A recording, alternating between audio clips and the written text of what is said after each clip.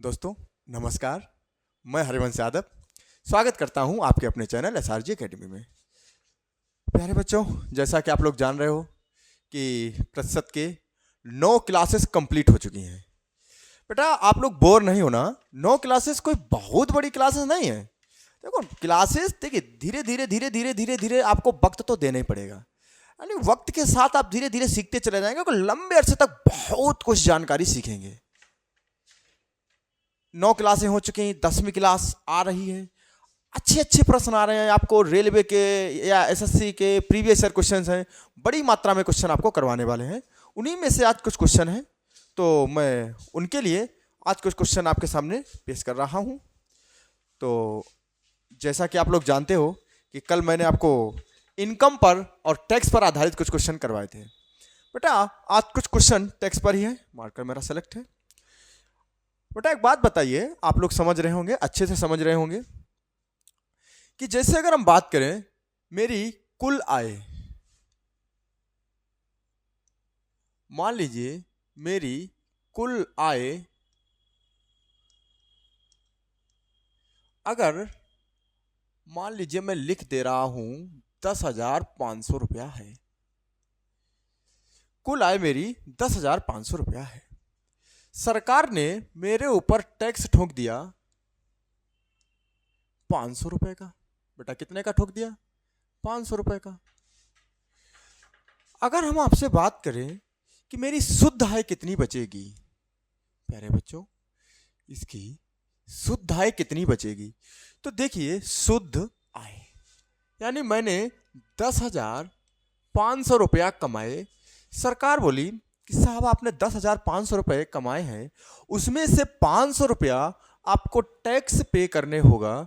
तो इसका मतलब हुआ कि मेरी शुद्ध इनकम जो बनी है वो मात्र 10,000 रुपये बनेगी। ये बात आप समझ रहे होंगे, अच्छे से समझ रहे होंगे। बेटा अगले साल हुआ ये कि फिर से बजट आया और बजट में हमारे वित्त मंत्री साहब ने कहा कि अब जो टैक्स है वो बच्चों बढ़कर कितना हो रहा है। मान लीजिए 500 रुपये था, 500 रुपये और बढ़ा दिया, तो टैक्स अगर हम बात करें 1,000 रुपया हो गया।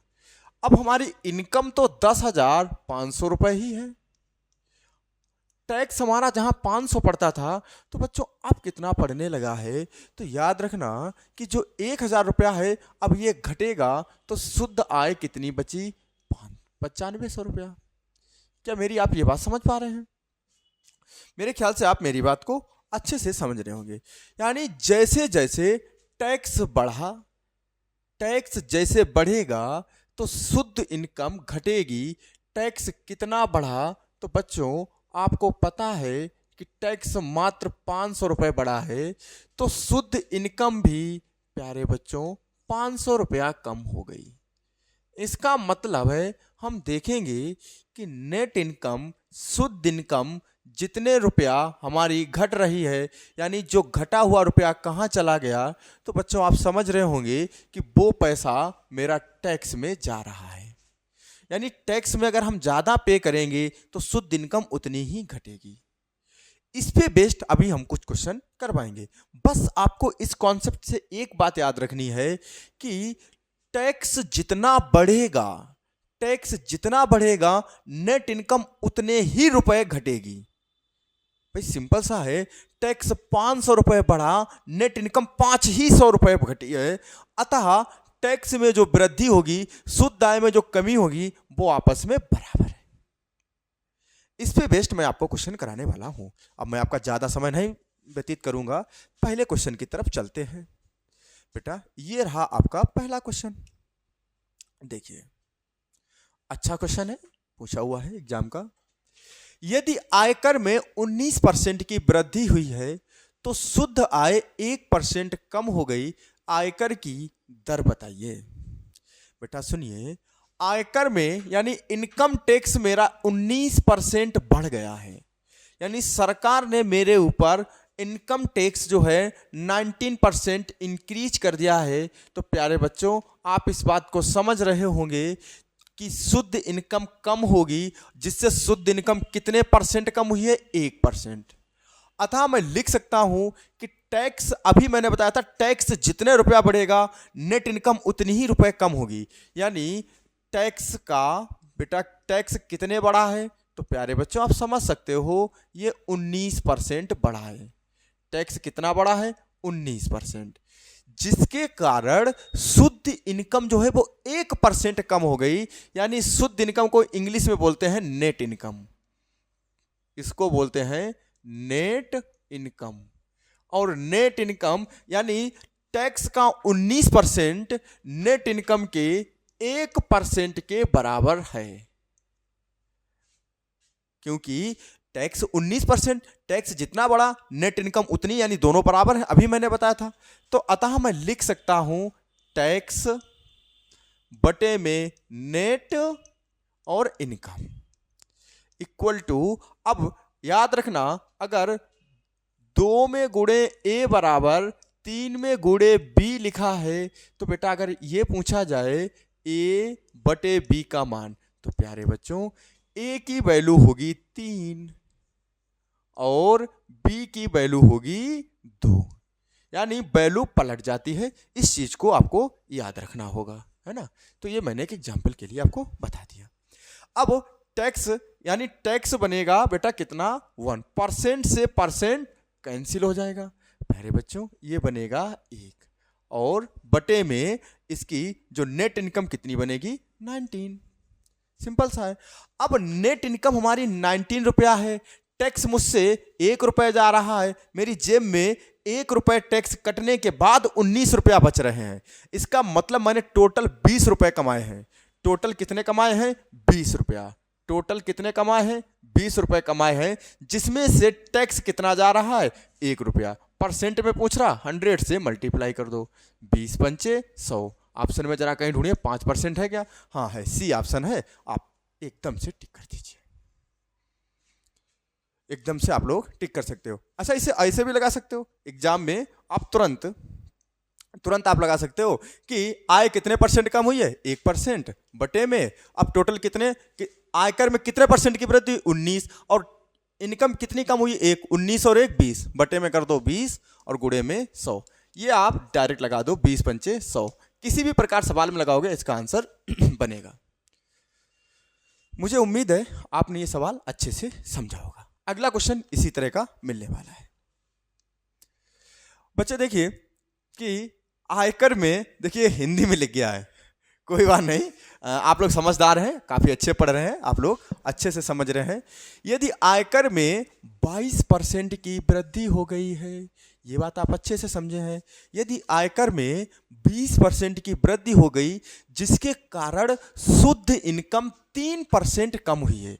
प्यारे बच्चों, इसके कारण शुद्ध इनकम जो है वो 3% कम हुई है। बेटा शुद्ध इनकम जो कम हुई है वो कितनी कम हुई है, वो 3% कम हुई है। किसमें कम हुई है, तो 22 में, अर्थात टोटल इनकम कितनी रही होगी, 25 रही होगी बेटा। और इसको परसेंट लगाने के लिए मल्टीप्लाई किससे करेंगे, 100 से। अब 25 चौको 100 और 4 तियो 12%। ये आपका राइट आंसर बनने वाला है। ठीक है, अगले क्वेश्चन की तरफ हम आपको मूव करते हैं। हाँ, अच्छा क्वेश्चन है और मुझे उम्मीद है कि आप लोग जो है इस क्वेश्चन से कई बार रूबरू हो चुके होंगे, कई मेथड से लगाया होगा। आज हम आपको एक लाइन में लगाना सिखा देंगे। एक केवल एक से दूसरी लाइन नहीं लगेगी, बाकी अपनी कैलकुलेशन जितनी अच्छी कर लोगे। पहले तो हमें यह बताइए, सूखे फल और ताजे फल इनमें अंतर क्या होता है। देखो, अगर आप आम खाते हो, अगर आप आम जब खाओगे तो आम में एक जब ताजा आम लोगे और एक बिल्कुल सूखा लोगे, उन दोनों में एक ही अंतर होता है कि उसका पानी सूख जाता है।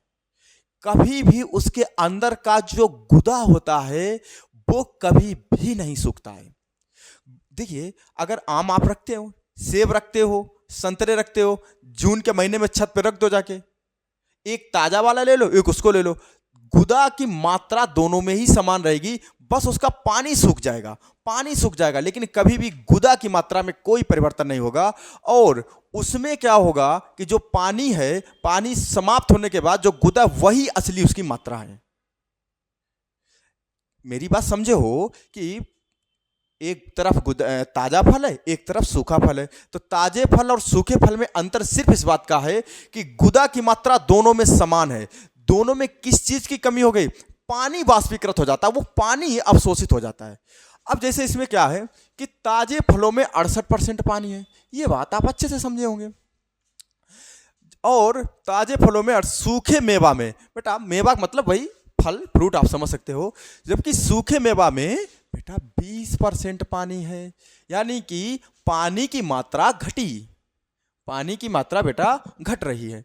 अब कह रहा है कि 100 किलोग्राम ताजे फलों में से कितने सूखे फल प्राप्त किए जा सकते हैं। देखो एक बात आप बताइए, चाहे ताजा फल हो और चाहे सूखा फल हो, बेटा चाहे ताजा फल हो, ताजे फल हो, ताजा फल, और बेटा चाहे सूखे फल हो, चाहे सूखे फल हो, चाहे सूखे फल हो। आप एक बात याद रखना होगा कि दोनों में ही जो समान होगा यानी गुदा समान होगा, दोनों में गुदा समान होगा, गुदा समान होगा, यानी जिसको इंग्लिश में बोलते हैं पल्प, यानी इसका गुदा समान होगा। अच्छा एक बात बताइए कि जब ताजे फल में 68% वाटर है, 68% पानी है, तो आप ये नहीं समझ रहे हैं कि 32% इसमें गुदा है। ये बात आप समझ चुके होंगे, क्योंकि जब कोई भी वैल्यू अपने आप में 100% यानी 100% है, अब इसमें 68% बच्चे पानी है, तो इसका मतलब गुदा की मात्रा जो बची है वो मात्र 32% बची है। वहीं पर सूखे फलों में जब 20% पानी है, तो इसमें अगर हम सूखे फलों की बात करें तो प्यारे बच्चों आप लोग समझ रहे होंगे कि सूखे फलों में जो सूखे मेवा में इसमें अगर हम गुदा की मात्रा देखेंगे तो आप लोग तुरंत समझेंगे कि इसमें जो गुदा होगा वो 80% होगा। सिंपल सा है, क्योंकि इसमें 32% गुदा है, इसमें 80% गुदा है, और गुदा की मात्रा दोनों में समान है। इन्हीं दोनों को उठाओ समान करा दो, खेल खत्म हो जाएगा। मेरी बात आप लोग समझ रहे होंगे। इन्हीं दोनों की मात्रा उठाओ और आप लोग इसे समान करा दीजिए, ठीक है। अब जरा देखिएगा, इसको हम हटाते हैं, ये बात आपने अपने नोट्स में लिख ली होगी। जरा देखिए, हाँ कह रहा है ताजे फल में 68% पानी है, तो ताजे फल में 68% और सूखे मेवा में 20% पानी है। 100 किलोग्राम ताजे फल मैंने लिए, बेटा मैंने 100 किलोग्राम ताजे फल लिए। मैं मार्केट गया, मैंने कहा कि 100 किलोग्राम मुझे ताजे फल चाहिए हैं। अब 100 किलोग्राम जैसे ताजे फल लिए, मैंने सवाल पढ़ा और सवाल में मैंने देखा कि इसमें गुदा कितने परसेंट है, तो इसमें जो गुदा की मात्रा थी वो 32% थी। गुदा की मात्रा कितनी थी? 32% थी। मेरे पास समझ में आ गया कि 100 किलोग्राम अगर हम ताजे फल लेंगे तो उसमें जो गुदा होगा वो 32% होगा। अब चलते हैं सूखे फलों की तरफ। मान लीजिए हम सूखे फल जो हैं वो x किलोग्राम लिए ले रहे। इसमें बेटा आप समझ रहे हो कि इसमें जो है इसमें गुदा कितने परसेंट है? 80% है। अब ये सूखे फलों का गुदा है, ये ताजे फलों का गुदा है, और आपको पता है चाहे सूखा फल हो चाहे ताजे फल हो, इन दोनों की मात्रा समान रहनी है। हम भी समान करा देंगे, बोलो हाँ या ना। परसेंट से परसेंट कैंसिल। अब जरा देखिए, 0 से 0 कैंसिल, 8 चौको 32 बेटा, और 4 दशामन 40, बात खत्म। यही आपका आंसर है। समझ में आया? एक लाइन में आप लगा सकते हो, है ना। मुझे उम्मीद है आप बहुत अच्छा से पढ़ रहे हैं। हाँ, बड़ा अच्छा सवाल है भाई।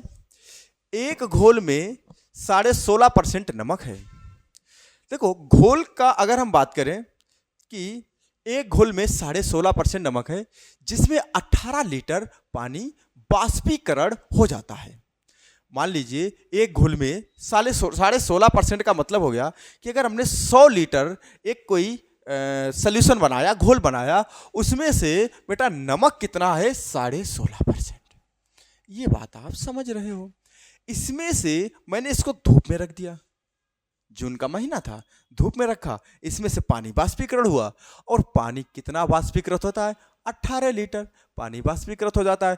अब घोल में नमक की जो सांद्रता है वो मात्र 20.9% बची है। तो विलयन की आरंभिक मात्रा ज्ञात करो। बेटा एक बात बताइए कि घोल में नमक जो है वो कितना था? 16.5%। से कितना बचा है? यानी अगर हम बात करें नमक 16.5% था लेकिन बचा नहीं है, बढ़ा है। बढ़ा कितना है? 20.9%। क्या ये बात आप समझ पाए हो? यानी नमक की अगर हम बात करें, सल्ट की बात करें, यानी नमक जो था वो 16.5% था। यानी घोल में पहले 16.5% नमक था, अब कितना हो गया है? 20.9% हो गया है। बच्चा अगर हम इसको परसेंट से परसेंट उड़ा दें, दशमलव से दशमलव उड़ा दें, अगर हम देखें 5 और 1 6 में से 6 गए 0 और 9 2 11, यानी 11 से डिवाइड हो रहा है। 11 एकन 11, 11 पचे 55, 11 एकन 11 और बचे कितने? 11 एकन 11, 9 बचे 11 ने 99। यानी नमक की मात्रा पहले कितनी थी? 15, अब कितनी हो गई है? 19। यानी इसका मतलब हो गया कि नमक की मात्रा 15 से 19 हुई है। तो देखिए नमक की मात्रा, जबकि नमक बदला नहीं है, नमक बदला नहीं है, नमक उतना ही है, बस अंतर इतना था कि परसेंट में बदल रहा है। और ये परसेंट में क्यों बदल रहा है? क्योंकि पानी उड़ गया है। अब आपको पता है कि आप शरबत बनाओ, शरबत बनाने के बाद अब आप 1 लीटर पानी लो और उसमें चीनी कुछ डालो और उसको उठा के और आप गर्म करना शुरू कर दो, वाष्पीकरण होता रहेगा। तो आपको पता है आगे मिठास बढ़ेगी, क्योंकि चीनी का जो परसेंट है वो अपने आप बढ़ता चला जाएगा, जबकि मात्रा में कोई परिवर्तन नहीं हुआ। और जब मात्रा में कोई परिवर्तन नहीं होगा तो एक दूसरे के व्युत्क्रमानुपात चलेंगे। सिंपल सी बात है। तो अगर नमक जो है 15 से 19 हुआ है तो इसका मतलब वाटर जो है वो 19 से 15 रह जाएगा। भाई सीधी सी बात है, वाटर 19 से 15 रहेगा। क्योंकि अब जरा देखिए, वाटर पहले कितना था? 19, अब कितना रह गया? 15। बेटा कितना कम हुआ? 4। और सवाल में कितना कह रहा है? बेटा 4 की वैल्यू जो है वो 18 है। कितनी है? 18। अब जरा देखिए, अगर हम यहां से 19 की वैल्यू, क्योंकि उसने क्या पूछा? बिलियन की आरंभिक मात्रा बताइए। तो बेटा आरंभिक मात्रा यानी 19 से अगर हम डिवाइड करें, देखो ना तो इसमें भाग जा रहा है, ना तो इसमें जा रहा है, ना तो नहीं इसमें जा रहा है, इसमें जा रहा है। 19 बना 95। तो जरा 19 की वैल्यू देखेंगे तो 4 से अगर हम डिवाइड करेंगे तो ये बनेगा 4.5। दशमलव में एक ही आ रहा है केवल, क्योंकि जैसे 19 बना 85, 19 चौक 76 और 76 और 19 बना 95, 19 चौक 76 और 9 कितने हो गए? 85। तो बेटा 85.5 लीटर आपका आंसर होगा। मुझे उम्मीद है कि आप लोग मेरी बात बहुत अच्छे से समझ रहे होंगे। ये मेरा माइक जो है आज कुछ बदतमीजी कर रहा है। बेटा सुधर जाओ यार, बच्चे पढ़ रहे हैं यार, तमीज नहीं क्या? देखो हाँ, तो कुछ समझ में आया ये आपको? क्योंकि एक घोल में 16.5% सल्ट है, इसमें से 18। देखिए घोल का मतलब क्या होता है, एक बार फिर से अच्छे समझिए, अच्छी क्वालिटी का सवाल है। बाकी आप देखिए, कुछ लोग हैं कि मान लीजिए आप 100x इसको मानिए, फिर मान लीजिए हम, कुछ बच्चे जरूर ऐसे होंगे, कुछ लोग जरूर ऐसे होंगे जो 100x मानेंगे, फिर उसमें से 16% आंसर आएगा। लेकिन अब हम स्मार्ट तैयारी जब करेंगे तो आप क्या करोगे कि जब घोल में हमने देखा 16.5% है, अब नमक 16.5% से 20.9% हो रहा है, तो आप तुरंत समझोगे कि भैया सिंपल सी बात है कि नमक 15 से 19 हो रहा है। इसका मतलब नमक का परसेंट क्यों बढ़ा? क्योंकि कहीं ना कहीं पानी घटा, तो पानी 19 से 15 हो गया, एक की वैल्यू 18 और आगे इसकी टोटल वैल्यू जैसे निकालेंगे तो ये बन जाएगी आपकी 85.5। अगर क्लियर है तो अगले क्वेश्चन की तरफ चलते हैं। कितने लोग हैं इस क्वेश्चन को अपने आप करने का प्रयास करेंगे? देखिए, चीनी तथा पानी के घोल में, चीनी तथा पानी के घोल में, चीनी तथा पानी के घोल में जो कि 28 लीटर है। ठीक है भाई, बेटा देखिए इसमें इन्होंने अब की बार एक काम बड़ा अच्छा किया है, जो कि मात्रा दे दी है। बेटा अगर तुम लोगों में जो रेलवे की तैयारी करे ना एनटीपीसी के लिए, अच्छे सवाल हैं, मैं आपको बता रहा हूँ। सीजीएल के तो हैं, लेकिन एनटीपीसी के लिए बहुत अच्छे सवाल हैं, रेलवे के लिए बहुत अच्छे सवाल हैं, एसएससी जीडी के लिए बहुत अच्छे सवाल हैं। आप लोग अच्छे से सीखना। अगर कोई डाउट है तो मैंने आपको बताया, व्हाट्सअप नंबर है और आप आराम से बता सकते हो, नीचे कमेंट में लिख सकते हो, समस्या अपनी बता सकते हो। अब देखिए, चीनी तथा पानी के घोल में जो कि 28 लीटर है, उसमें 26.4% चीनी है। बेटा उसमें 26.4% चीनी है, ठीक है। घोल को गर्म करके 6 लीटर पानी उड़ा दिया जाता है। मतलब चीनी तथा पानी के घोल में जो कि 28 लीटर है, उसमें 26.4% चीनी है।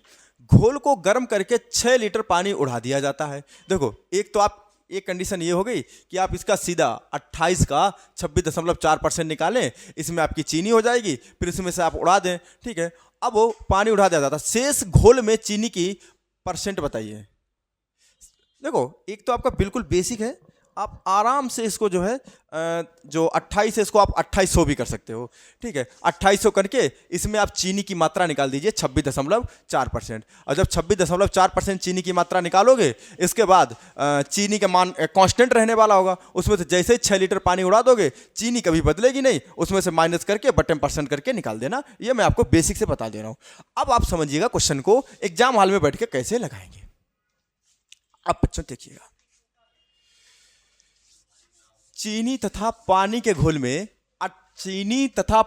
घोल में जो कि 28 लीटर है, यानी बच्चों अगर हम घोल को देखें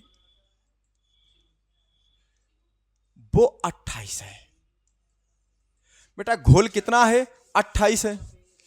उसमें 26.4% चीनी है। घोल को गर्म करके 6 लीटर पानी उड़ा दिया जाता है, यानी इसमें से जब 6 लीटर पानी माइनस कर देंगे तो इसका मतलब घोल जो बनेगा वो 22 बनेगा। घोल कितना बनेगा? 22। अतः मैं एक चीज सीधा लिख सकता हूं कि घोल जो है वो 28 से कितना हो रहा है? 22 हो रहा है। घोल 28 से 22। बेटा अगर हम इसको डिवाइड करें तो 14:11। घोल जो है वो 14 से 11 बच रहा है। क्यों बच रहा है? क्योंकि इसमें से उड़ाया किसको गया है? आप समझ जाएंगे तुरंत, पानी को। अब जरा देखिए, तो आप कह रहा है पानी को उड़ा दिया, शेष घोल में चीनी की परसेंटेज बताइए। एक बात बताइए कि शेष घोल में चीनी का हमें परसेंट बताना है। शेष घोल में चीनी का एक बात बताओ कि जब इसमें ये जो वैल्यू थी वो किसकी थी? बिलियन की टोटल, यानी घोल की। अगर ये घोल 14 से 11 हुआ है तो इसका मतलब आप उड़ाया कौन जा रहा है? पानी। तो इसका मतलब अगर हम पानी की मात्रा देखेंगे, तो पानी जो है वो 11 से बचेगा 14। बोलो हाँ या ना? ये बात आप अच्छे से समझ रहे होंगे, क्योंकि पानी 14 से 11। आप कहोगे सर जी ये आपने अपोजिट क्यों कर दिया है? मन में विचार चल रहा होगा कि सर जी आपने घोल तो 14 से 11 ठीक है, लेकिन आपने ये अपोजिट किया, ये बात नहीं ठीक लगी। बेटा ठीक लगेगी। रीजन इसका ये है कि जब एक वैल्यू कांस्टेंट होती है, जब एक वैल्यू कांस्टेंट हो, नियत हो, जैसे अगर हम बात करें कि जैसे m बराबर अगर हम लिख दें d में गुणे b हो, m बराबर d में गुणे b हो। बेटा अगर हम इस वैल्यू को हमेशा बराबर कर दें तो याद रखना अगर इसको बढ़ाएंगे तो ये उसी रेशियो में घटानी पड़ेगी, ठीक है। अगर एक वैल्यू कांस्टेंट है, इसको मैंने छुपा रखा है, तो एक बात याद रखना, अगर ये बढ़ाएंगे तो उसे उसी रेशियो में घटाना होगा, और ये बढ़ाएंगे तो इसे उसी रेशियो में घटाना होगा। तो क्या इसमें कोई कांस्टेंट है? तो आप लोग तुरंत समझोगे जी सर इसमें कांस्टेंट है। और किसकी मात्रा कांस्टेंट है? आप तुरंत समझोगे कि चीनी की मात्रा कांस्टेंट है। तो चीनी की मात्रा जब बेटा कांस्टेंट है, नियत है, बदलने वाली नहीं है, तो अब घोल 14 से 11 हुआ है, इसका मतलब होगा कि पानी 11 से 14 हो गया। अब जरा देखिए कि उसमें चीनी कितने परसेंट है? 26.4%। अतः मैं लिख सकता हूं कि चीनी 11 चीनी तथा पानी के घोल में 28 लीटर है, उसमें 26.4% चीनी है। अतः प्रारंभिक घोल अगर हम 11 को देखें पानी में, तो पानी में इसमें कितनी चीनी है? 11 की वैल्यू कितनी बनेगी? 26.4%। अब जब 11 की वैल्यू 26.4% है तो उसमें से किसका शेष घोल में, तो शेष घोल यानी 14 में अगर हम देखेंगे तो 14 की वैल्यू बेटा निकालेंगे तो 26.4 बटे में 11 और गुणे में 14, 11 दूनी 22, 11 चौक 44, 14 चौकू 56, 14 दूनी 28 और 5 33। तो बेटा याद रखना 33.6% ऑप्शन में है कहीं पे, हाँ डी ऑप्शन आपका बन जाएगा। बेसिक सा सवाल था, आप लोग इसे लगा सकते थे। अगला क्वेश्चन, हाँ अच्छा क्वेश्चन है, आप लोग काफी अच्छा क्वेश्चन है और मुझे उम्मीद है आप लोग अच्छे से इस क्वेश्चन को सीखने का प्रयास करेंगे। देखिए ठीक है, एक शहर है उसमें 40% पुरुष विवाहित हैं। एक शहर में 40% पुरुष विवाहित हैं और 25% महिलाएं विवाहित हैं। ठीक है भाई, हमें उससे क्या लेना देना है। कह रहा है यह मानते हुए कि कोई भी एक से अधिक बार शादी नहीं करता है तो कितने प्रतिशत जनसंख्या विवाहित है। बच्चों आप समझ सकते होंगे कि जब एक पुरुष एक ही महिला से शादी कर रहा है, जब एक पुरुष एक ही महिला से शादी कर रहा है तो इसका मतलब हुआ कि उस गांव में पुरुषों का जो 40% है वो महिलाओं के 25% के बराबर है। क्योंकि एक पुरुष जो है एक ही महिला से तो शादी कर रहा है, तो अब एक पुरुष जब एक महिला से शादी करेगा तो यानी मेल भी है, फीमेल भी है, यानी वुमेन भी है। अब विवाहित का जब आंकड़ा देखेंगे तो दोनों बराबर होने चाहिए भाई, दोनों इक्वली तो होंगे, क्योंकि जितने ये विवाहित हैं उतने ये विवाहित हैं, तो दोनों ही इक्वल हैं। अब मेल का कितने परसेंट, बेटा 40% विवाहित है। मैंने कहा ठीक है। और वुमेन का कितने परसेंट विवाहित है, बेटा आपने तुरंत कहा सर जी मात्र 25%। मैंने कहा दोनों को बराबर करा दो। ये भाई ये तुम ये क्यों बन गए भाई, तुमसे ये किसने ऑर्डर दे दिया भाई, 25%। अब जरा देखिए, जैसे ही हम देखेंगे परसेंट से परसेंट कैंसिल, 5 से डिवाइड करो, 5 25, 5 अट्ठे 40। अभी अभी मैंने एक आंकड़ा रेशियो का बताया था कि अगर हम यहां से देखें कि मेल अपान वुमेन, तो आंकड़ा जाएगा मेल का मतलब 5 और बटे में 8। अब मेरे एक बात अच्छे से समझ में आई है कि यहां पर मेल की जो आबादी है वो 5 है और वुमेन की जो आबादी है वो कितनी है, 8 है। बेटा जबकि पुरुष यानी मेल कितने विवाहित हैं, 40%। अब इसमें भाई विवाहित लोगों का आंकड़ा देख लेते हैं। टोटल आबादी तो आप समझ गए हो 13 है। टोटल आबादी कितनी है, 13। ये तो हमने देख लिया टोटल आबादी, क्योंकि टोटल आबादी नीचे रखनी है, तो टोटल आबादी 13। अब बेटा मेल 5 है, अब इनका विवाहित का जो आंकड़ा है वो कितने परसेंट है, 40। अगर आपको कोई कंफ्यूजन हो रही है तो इसको हम जो है इसको हम थोड़ा साइड से लगा दे रहे और आप लोग समझेंगे अच्छे से। देखिए इसको हम थोड़ा सा ये आपका बना रहना चाहिए। देखिए अब जरा देखिए कि इसमें से मेल कितने हैं, 5। भाई मेल कितने हैं, 5 है। वुमेन कितनी है, 8 है। अब इसमें से अगर हम विवाहित देखेंगे, शादीशुदा देखेंगे, अगर इसमें से हम विवाहित देखेंगे, विवाहित, तो भैया मेल कितने परसेंट विवाहित है, 40%। जबकि फीमेल कितने परसेंट विवाहित है, 25%। आप लोग समझ रहे होंगे कि 5 का 40% बेटा होगा 2, क्योंकि 40% की फ्रैक्शन होती है 2/5, और 5 का जैसे ही हम 2/5 निकालेंगे तो तुरंत आप समझोगे 5 से 5 कैंसिल, आंसर कितना होने वाला है, 2। और 8 का 25% निकालोगे तो 8 में गुणे 25% की फ्रैक्शन कितनी होगी, 4 दूनी 8, यानी कितनी हो जाएंगी, 2। तो यानी आप समझ रहे हैं कि मेल तो 2 विवाहित हैं, जबकि फीमेल कितनी विवाहित है, यानी 8 का 25% बेटा कितना होने वाला है, 2। अतः विवाहित आबादी प्यारे बच्चों कितनी है, तो 2 और 2 4, यानी पूरे गांव में 4 लोग ही शादीशुदा हैं, जबकि टोटल आबादी 8 5 13, 8 और 5 13 और मल्टीप्लाई बाई 100। आप समझ रहे होंगे। अब आपको पता है 1/13 यानी 7.69% होता है। तो 4 7 चौक 28 यानी 28 30 के करीब, या आंकड़ा करीब करीब आप 30.8% के करीब जाने वाले हो। अगर आपको नहीं समझ में आ रहा है तो आप ये कर सकते हो 400/13, 13 तियां 39, 3 से कौन शुरू हो रहा है तो आपको पता है, ये वाला तो ऐसे ही कैंसिल हो गया। 13 तियां 39, बचे कितने, एक, यहाँ पर 10 जीरो भाग खवाई बिंदी वाला होता है, 23 सत्ते 91, 9 बचे में, और फिर कितने जो 6 78, लगभग 30.76, और 5 से बड़ा है तो 30.8%। बच्चों आज के लिए कुछ यही सवाल, और मुझे उम्मीद है कि आप लोग इस सवाल पढ़ के काफ़ी अच्छा लगा होगा। प्रीवियस ईयर क्वेश्चन थे। देखिए बड़ी मेहनत से हम लोग, वेद प्रकाश सर, पूरी टीम इसमें लगी पड़ी है। बस आप लोगों से एक ही रिक्वेस्ट है कि आप लोग अपने मित्र, यार, अपने घर में जितने भी मोबाइल हैं सब पे चैनल सब्सक्राइब करेंगे, देखेंगे।